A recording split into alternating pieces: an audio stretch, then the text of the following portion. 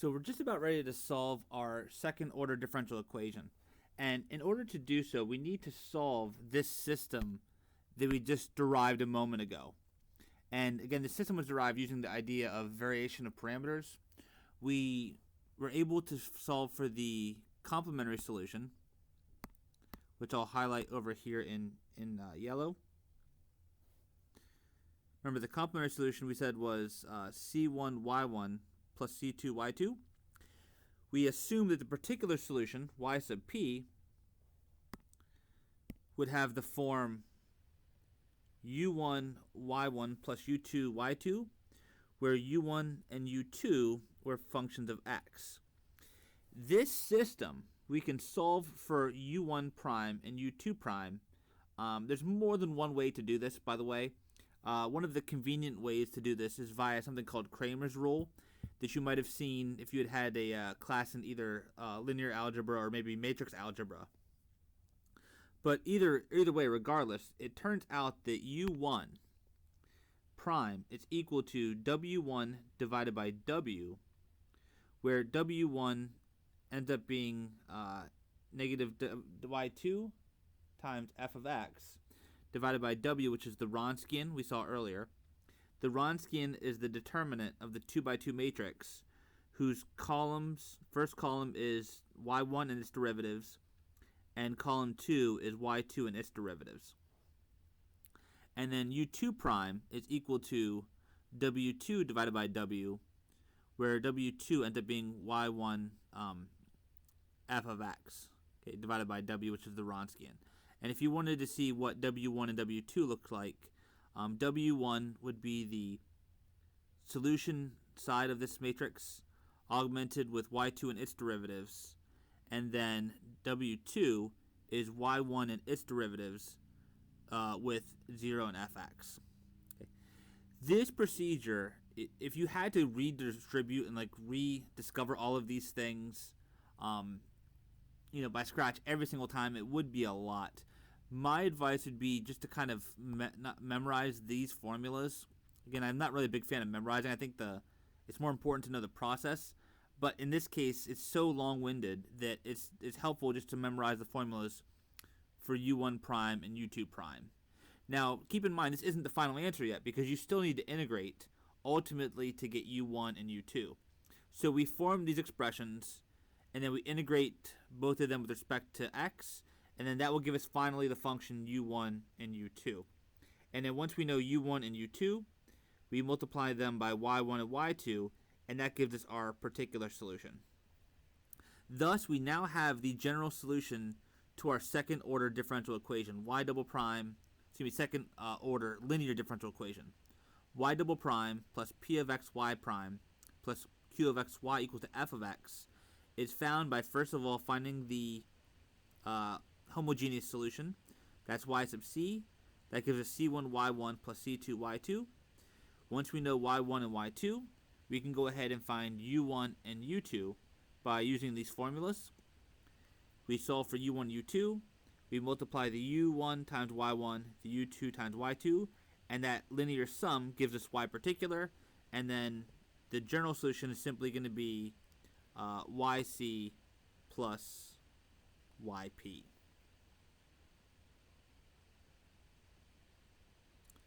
So let's go ahead and look at an example of one of these. So in example 1, let's suppose that we wanted to solve the differential equation y double prime minus 4y prime plus 4y equals to x plus 1 times e to the 2x. Okay. So this is the differential equation we want to solve. The first thing we're going to begin by doing is solving and finding y sub c.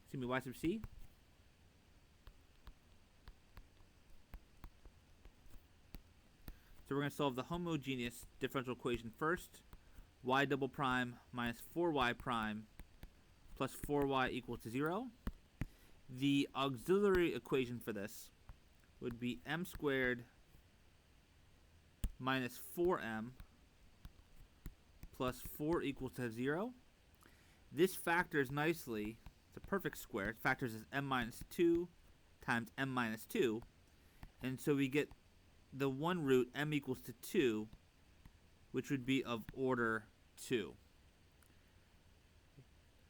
Therefore, we have the complementary solution. So y sub c is going to be equal to c1 e to the 2x plus c2 x e to the 2x. Now that we've done that, we're going to go on to find our y sub p.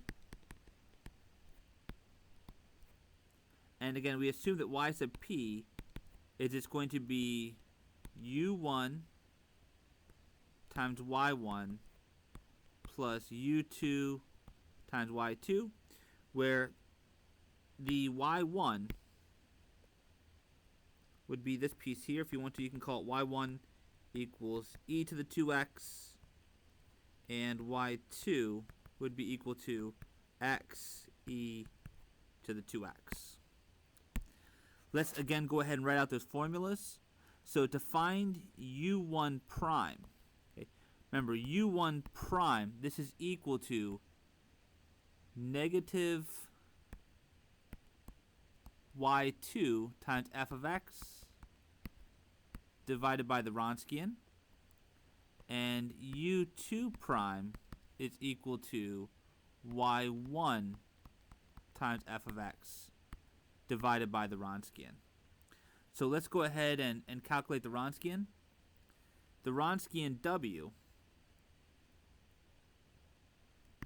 is this determinant. It's the determinant of y1 prime with y2 prime.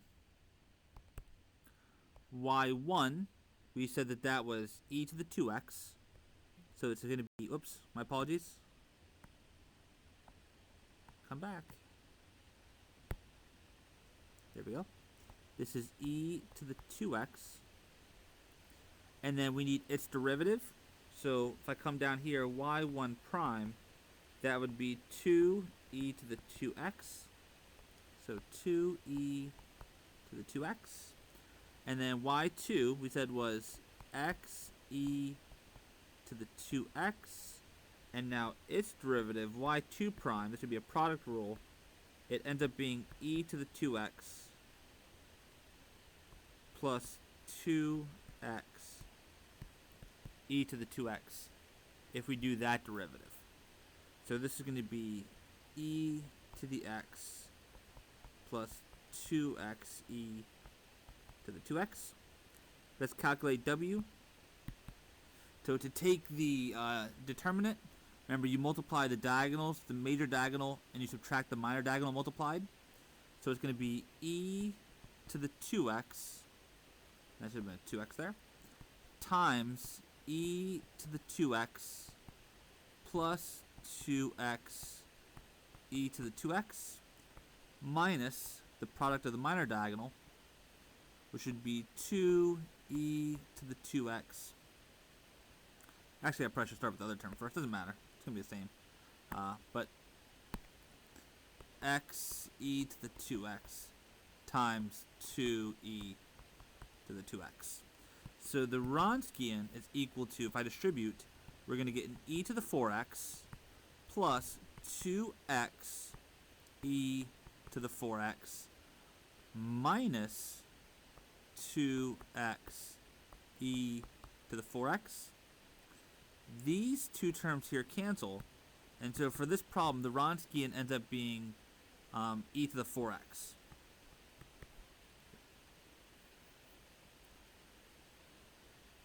So the Wronskian is equal to e to the 4x, and now we should be ready to go ahead and try to find u1 and u2. So u1 prime is going to be equal to negative y2. So where's y2 at? That's right here. That's negative x e to the 2x times f of x. F of x is here. So our f of x is that x plus 1 times e to the 2x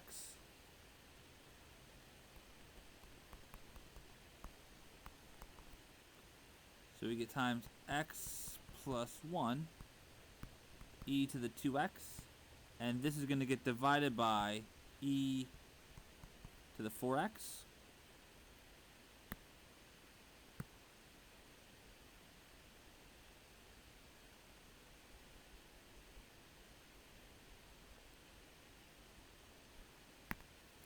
So u1 prime is equal to, if I combine the terms in the numerator, e to the 2x times e to the 2x would give us e to the 4x times x plus 1 over e to the 4x. But then the e to the 4x's are going to end up canceling. This cancels with this. And so we end up with negative x times x plus 1.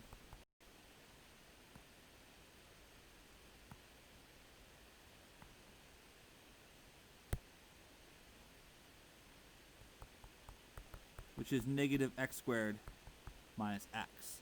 So that's what u1 prime is equal to.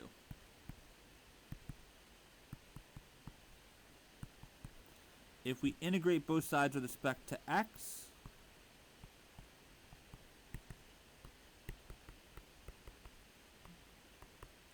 then what we will get, and we're not going to worry about the constants here, we don't need to include the constant of integration, but what we would get is that u1 is going to be equal to add 1 to the power, divide by the new power. Again, the integral and the derivative cancel. So the antiderivative of the derivative of u1 is simply going to be u1. This will be a negative 1/3 x cubed. And then we're going to get a minus 1/2 x squared. That's our expression for u1. Let's go ahead now and find u2.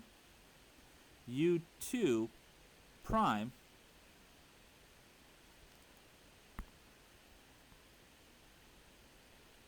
let me come over here so I don't want to erase what I have currently. So u2 prime, this is equal to y1. Now y1 was e to the 2x times f of x. Our f of x is up here. That's x plus 1 times e to the 2x, all divided by the Wronskian, which is e to the 4x. You can see very easily what's going to happen with this similar kind of algebra. The e to the 2x times the e to the 2x will give e to the 4x, and then the e to the 4x and the e to the 4x cancel, and so we're simply going to get that u2 prime is x plus 1. To get u2, we need to integrate this, so integrate both sides with respect to dx. Again, not really worried about the constant of integration on this. The antiderivative of the derivative of u2 is u2. And then if we just integrate this basic calc 1, power rules. We should get 1/2 x squared plus x.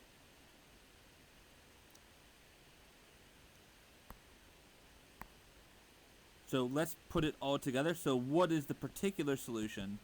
Well, recall the particular solution is u1 times y1 plus u2 times y2.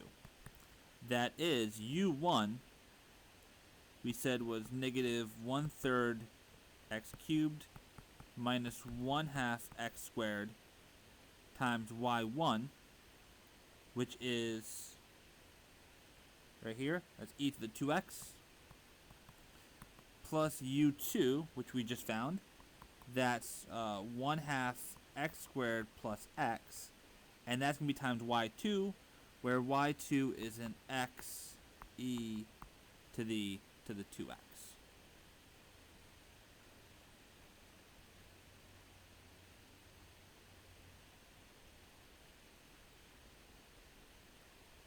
And if we've put everything together, so what is the overall solution here? Remember that the final solution should be the complementary part plus the particular part. Thus, we've solved this differential equation. We have the general solution. The general solution is going to be y equals yc, which is right here, That's c1 e to the 2x plus c2x e to the 2x plus the particular solution, which is negative 1/3 x cubed minus 1/2 x squared e to the 2x plus 1/2 x squared plus x times x e to the 2x. And if we want to, we can clean this up a little bit. For example, if I kind of take and distribute this x into here, we're going to get some like terms within our particular solution we can kind of combine. So let me just pick on that for just a brief moment. If you got to this point, though, I would be perfectly happy if this was a homework question or a test question. But let's see. So these are both e to the 2x terms. And if we look at the polynomial parts, we have a negative 1/3 x cubed minus 1/2 x squared. And then if we distribute,